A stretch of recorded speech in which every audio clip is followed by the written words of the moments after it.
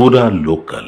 ఈరోజు తెలంగాణ రాష్ట్రంలో కార్పొరేట్ విద్యా వ్యవస్థ పూర్తిగా రాష్ట్రాన్ని శాసించే స్థాయికి ఎదిగిపోతా ఉంది. లక్షల ఫీజులు వసూలు చేస్తూ పట్టణాల స్థాయి నుంచి ఈరోజు గ్రామ స్థాయి వరకు కార్పొరేట్ విద్యా వ్యవస్థ వెళ్ళడం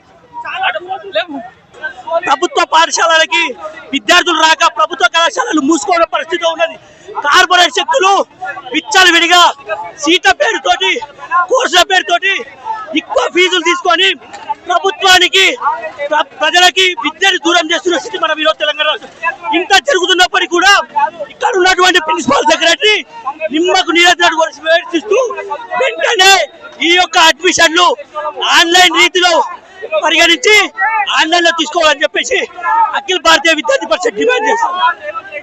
ప్రభుత్వం కళాశాలలో విచ్చలవిడిగా ఎక్కడైతే ఈ రోజు ఇంటర్ బోర్డు ముట్టడి అఖిల భారతీయ విద్యార్థి పరిషత్ ఏదైతే ఇంటర్ బోర్డు ముట్టడి చేస్తుందో దానిలో ప్రభుత్వాలు చైతన్య నారాయణ ఏదైతే ప్రభుత్వ నిబంధనలకు విరుద్ధంగా ఏదైతే కాలేజీలు నడుపుతున్నారో దానిని వెంటనే రద్దు చేయాలని ఏబీపీ డిమాండ్ చేస్తుంది.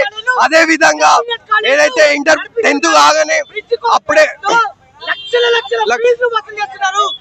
రాష్ట్ర ప్రభుత్వం వెంటనే తెలంగాణ రాష్ట్రంలో నడుస్తున్నటువంటి ఇంటర్మీడియట్ కళాశాలలన్నింటినీ కూడా డిఐవిగా పరిరక్షించి ఈ యొక్క కాలేజీలను సీజ్ చేయాలని చెప్పి ఏబీపీ డిమాండ్ చేస్తుంది.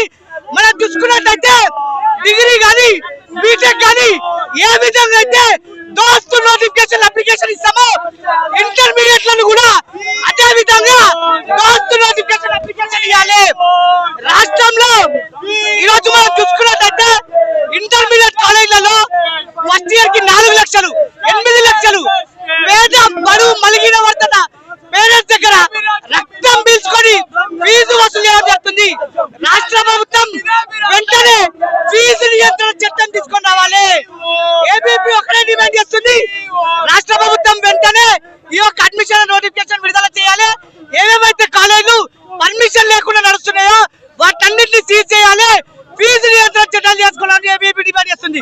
ఈ రోజు మనం చూసుకున్నట్లయితే ఎంతో మంది హాస్టల్ పిల్లలు ప్రతి సంవత్సరము కార్పొరేట్ హాస్టల్లో చదువుతున్నటువంటి పిల్లలు ప్రతి సంవత్సరము పిట్టలెగిరినట్టు విద్యార్థులు చనిపోతున్నారు. కానీ ఇప్పటి వరకు రాష్ట్ర ప్రభుత్వం ఒక కార్పొరేట్ హాస్టల్ ని పట్టించుకుంది లేదు. విద్యార్థుల కోసం కనీసం